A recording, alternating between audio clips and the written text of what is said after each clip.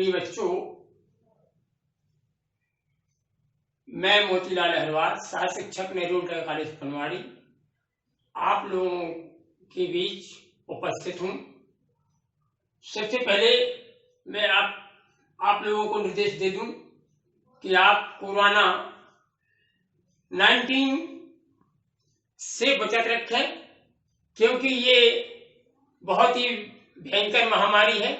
इसके लिए आप सावधानी बरतें, भीड़ भाड़ वाले स्थानों पर ना जाएं, मास्क का प्रयोग करें और हाथों को साफ करते रहें।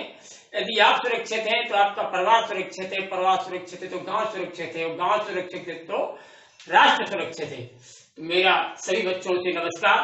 मैं आज आपको कक्षा 10 गणित में यूक्लिड प्रमेय के बारे में बता रहा हूं। उससे संबंधित फिर आपकी प्रश्नावली है, उसके बारे में आपको सवाल हल कराऊंगा। यूक्लिड विभाजन प्रमेय का। देखिए बच्चों, मैं आज आपको यूक्लिड विभाजन प्रमेय के बारे में बता रहा हूं। ये यूक्लिड यूनान देश के प्रथम गणितज्ञ थे। यूनान देश के प्रथम गणितज्ञ थे। यूनान देश के प्रथम गणितज्ञ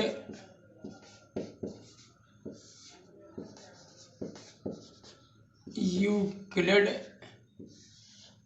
थे।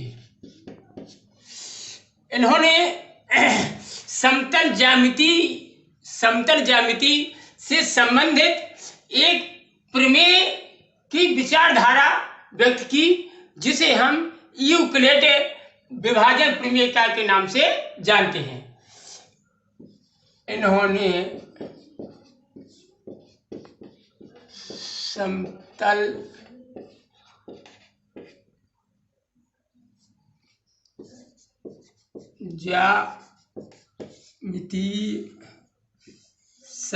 ज्यामितीय प्रमेय विचारधारा का निगमन किया। प्रमेय का कहते हैं।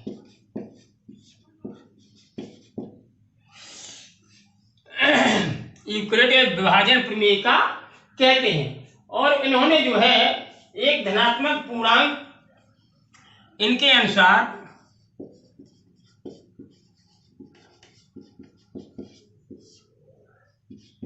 एक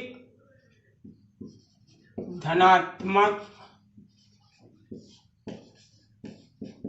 पूर्णांक एक तथा दूसरा धनात्मक पूर्णांक b लिया। b को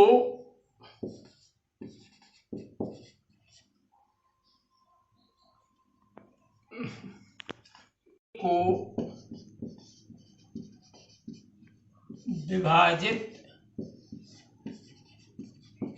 करने पर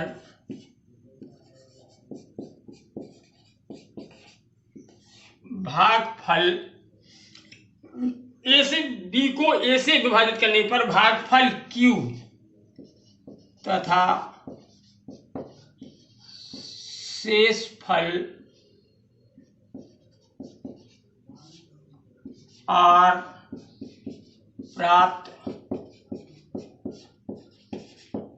प्राप्त होता है। शेषफल r या तो 0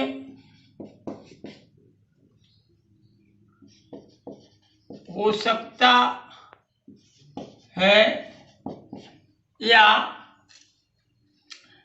बी से कम होगा। तो इस प्रकार से उन्होंने बताया कि बी से ए को विभाजित करने पर, बी से ए को विभाजित करने पर, यानी बी का भाग दिया ए में, बी से ए में भाग दिया तो भागफल आया क्यू, गुणा किया जाएगा ये आएगा बी क्यू, घटाते हैं तो माइनस आता है और शेषफल आया आर। इस प्रकार से चूंकि 0 less than equal to r less than b, इसका तात्पर्य यह है कि अगर शेषफल आर 0 के बराबर है या शेषफल 0 से बड़ा है या बी है, बी आर से यानी शेषफल से बड़ा है, तो इस प्रकार से एक विभाजन प्रमेयिका का प्रयोग करके उन्होंने बताया कि भाज्य, जैसे साधारण भाषा में इसे इस प्रकार से भी कह सकते हैं, भाज्य बराबर भाजक गुणा भागफल प्लस शेषफल। कैसे? भाज्य ए है आपका, भाजक बी है, बी से भाग दे रहे हैं, भागफल क्यू है, शेषफल आर। तो इस प्रकार से आपका हो जाएगा ए बराबर बी क्यू प्लस आर। ये आपका एल्गोरिथम विभाजन यूक्लिड के अनुसार ये आपका एक प्रकार का ये फॉर्मूला आ जाता है। तो इस आधार पर हम एल्गोरिथम प्रमेय और एचसीएफ अर्थात महत्तम समापवर्तक ज्ञात करते हैं। ये ध्यान रखना है आप, क्या मालूम है आपको, ए भाज्य बी भाजक क्यू भागफल आर शेषफल। इसे अतः इसे यूक्लिड विभाजन प्रमेय का कहते हैं। तो इस प्रकार से आपकी यूक्लिड विभाजन प्रमेयिका है। तो हम दो धन पूर्णांक संख्याएं हो तो दो धन पूर्णांक संख्याओं को इस विधि के द्वारा हम ज्ञात कर लेते हैं। अब इससे संबंधित मैं आपको प्रश्नावली के सवाल बता रहा हूं, तो उसको आप समझें। बंद कर लो। प्रश्नावली 1.1 है। इसमें आपका पहला सवाल दिया हुआ है, निम्नलिखित संख्याओं का एचसीएफ ज्ञात कीजिए। अर्थात एचसीएफ मतलब महत्तम समापवर्तक ज्ञात करने के लिए यूक्लिड विभाजन एल्गोरिथम का प्रयोग कीजिए। यूक्लिड विभाजन एल्गोरिथम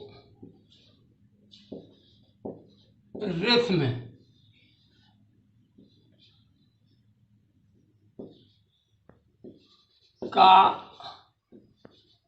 प्रयोग करके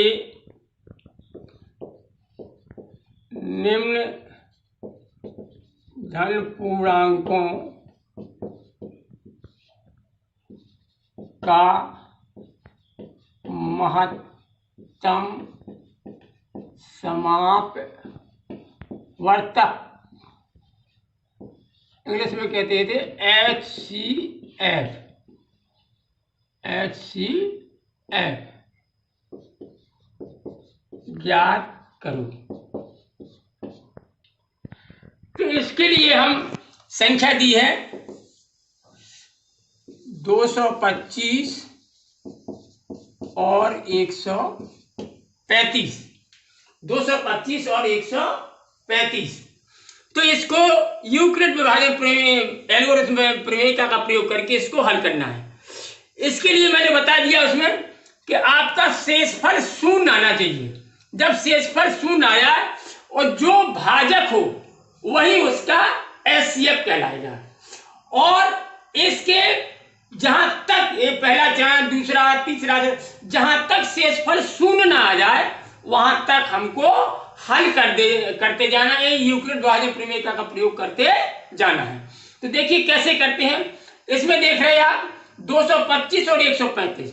तो इसमें आपको 225 बड़ा है, 225 इज ग्रेटर देन 135। तो हम छोटी संख्या का भाग बड़ी संख्या में देते हैं। तो देखिए फर्स्ट स्टेप में 135 डिवाइड 225 भाग दिया, 13 कम 13 एक बार जाएगा, गुणा किया 135 आया, घटाएंगे 0, 12 में 3 गए 9, 90 आया। शेषफल ये आपका क्या है, शेषफल। तो यूक्लिड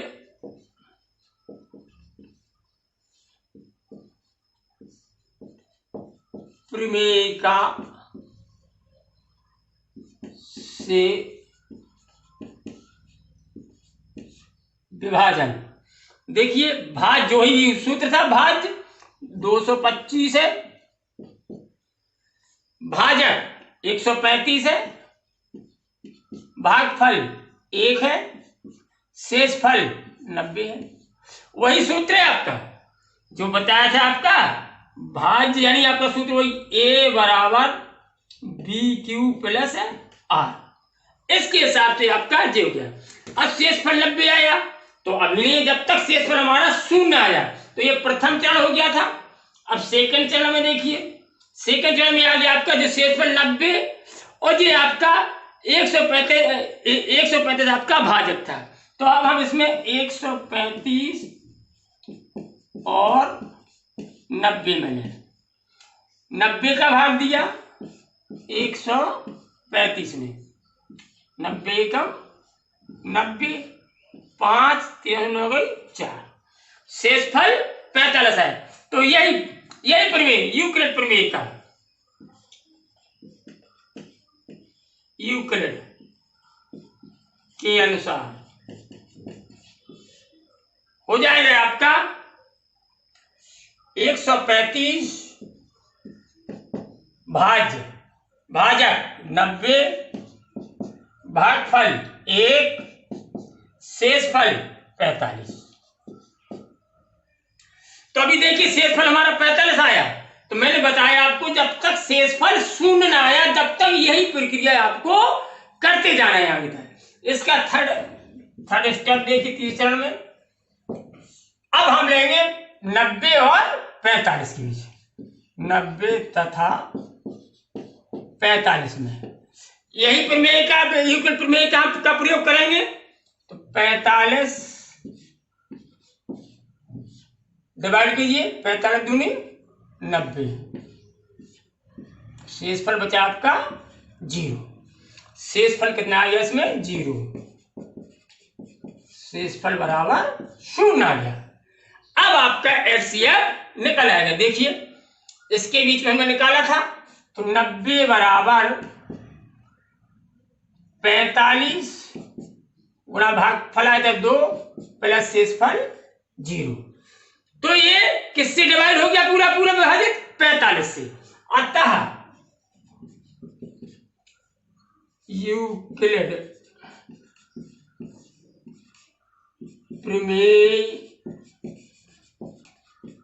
का से HC से 225 तथा 135 का HCF, इसके लिए आप जानते हैं, मैंने बता दिया, HCF का मतलब महत्तम समापवर्तक, महत्तम समापवर्तक कहलाता है HCF। बराबर कितने से डिवाइड हुआ पूरा पूरा 45। तो यही आपका HCF आंसर हो जाएगा। तो अब देखिए, आपको मैंने ये पहला सवाल बता दिया है। आगे इसके जो पार्ट दिए हैं 2-3, बिल्कुल जस्ट इसी प्रकार से आपको इसमें लगाना है। तो बिल्कुल यही इक्विलिब्रियम का प्रयोग करके आप आगे के सवाल लगाएंगे। मैं आपको होमवर्क भी आगे दूंगा। अब इसके आधार पर ये आपका सवाल है अगला सवाल, दूसरा सवाल है। दूसरे सवाल में दिया उसने कि दर्शाइए कि कोई भी धनात्मक विषम पूर्णांक 6q+1 या 6q+3 या 6q+5 के रूप का होता है जहां q कोई पूर्णांक है।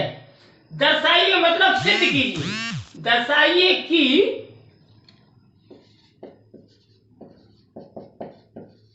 दर्शाइए कि 6q+1 6q+3 तथा 6q+5 ये धनात्मक विषम पूर्णांक हैं। क्या ये धनात्मक विषम पूर्णांक हैं? धनात्मक विषम पूर्णांक है।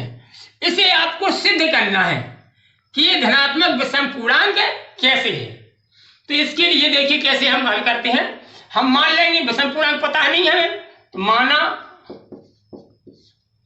माना ए एक विषम धन पूर्णांक है। ए को हमने एक विषम धन पूर्णांक मान लिया और बी तथा बी बराबर 6 ले लें। इसको बी बराबर कितना 6 ले लिया हमने, बी बराबर 6 लेकर अब इसमें इस प्रकार से और दिया था उसमें 6 रूप का होता है। अब हम इसमें एल्गोरिथम वही यूक्लिड एल्गोरिथम प्रमेय का प्रयोग करेंगे। तो हमने ये विषम पूर्णांक माना है, ए बराबर 6q, ए बराबर 6q+r। एक फॉर्मूला से हम कहते हैं ये बराबर 6q+r से। इसमें देखेंगे हम जहां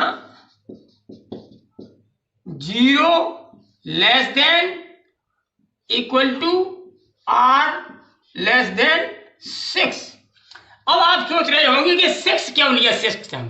6 इसलिए हमने लिया कि यहाँ 1 है शेष पर, यहाँ 3 है, यहाँ 5 है, तो एक अधिक तक लेंगे, यानी 0 और 6 के मध्य में होंगे शेष फल, 0 और 6 के।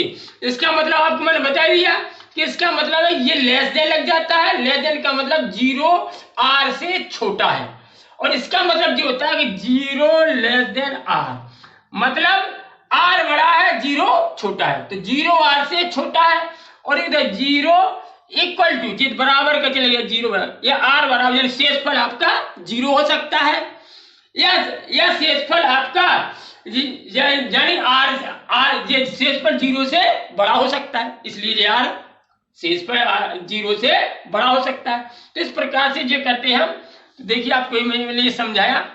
अब हम इसमें हल करते हैं, चूंकि 0 less than equal to r less than 6 के संभावित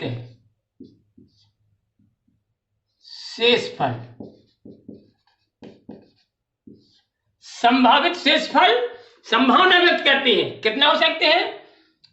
0, 1, 2, 3, 5 हो सकते हैं।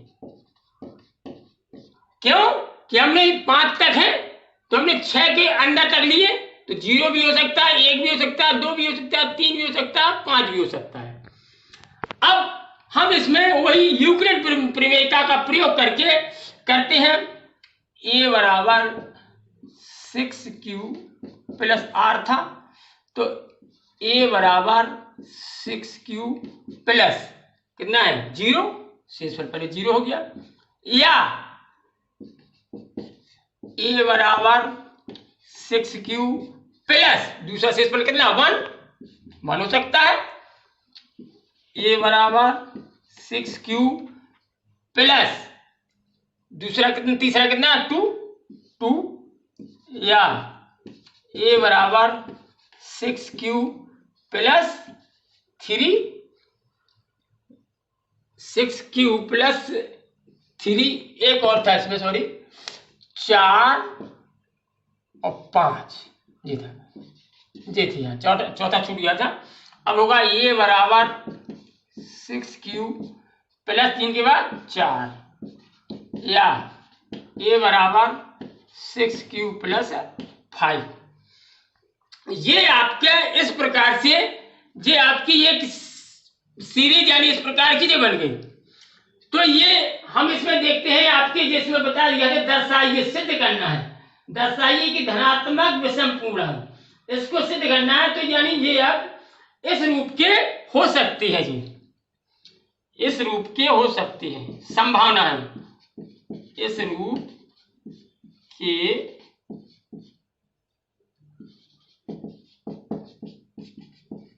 हो सकते हैं, जहां Q आपका भागफल तथा A धनात्मक विषम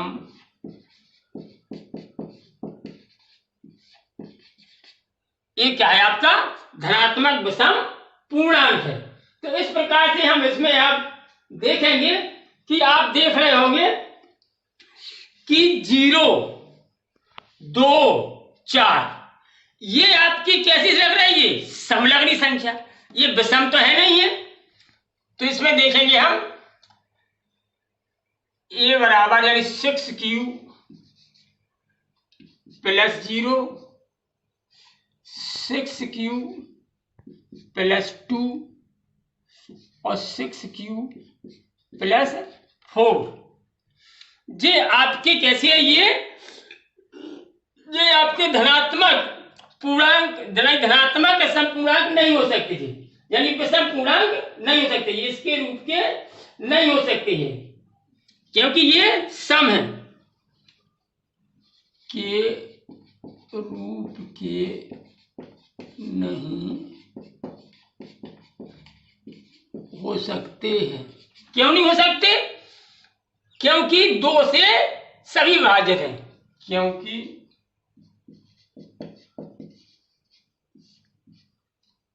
2 से सभी विभाजित, 2 से सभी विभाजित है। इस प्रकार से अतः इससे स्पष्ट हो जाता है, अतः दिया था आपके दर्शाइए सिद्ध करने में कि धनात्मक विषम पूर्णांक के रूप का हो सकता है। तो आपको ये दिया है कि ये 6 दिया था, पहले को क्या दिया मैंने, वहां क्या दिया था 6q प्लस 1, 6 अतः 6q प्लस 1, 6q प्लस 3 तथा 6q प्लस 5, ये था विषम धनात्मक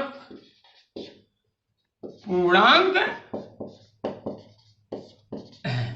यही सिद्ध करना था हमने क्योंकि वहां बताया था कि जिससे देखना ही विषम पूर्णांक है, धनात्मक विषम पूर्णांक है, तो हमने लेकर चले तो इससे सिद्ध हो गया, क्योंकि ये समवाल है, 2 से डिवाइड हो गया तो सम हो गया, नहीं हो सकता, तो ये विषम धन पूर्णांक है। इस प्रकार से आपका ये सवाल भी आपका हल हो जाता है। बच्चों, मैंने आपको इस सवाल हल कर दिए। इस आधार पर अब आपको कुछ सवाल दे रहा हूं जो आपकी बुक्स में भी है, और जिनके पास नहीं है बुक्स तो उनको हल करके लाना है। पहली सवाल के अंतर्गत था, संख्या दी है आपकी, उसके सवाल की 196 और 38,220, 196 और 38,220, और तीसरा दिया है उसमें 38,220, तीसरा दिया 867 और 225, 867 और 225 का HCF यूक्लिड विभाजन एल्गोरिथ्म प्रमेयिका के आधार पर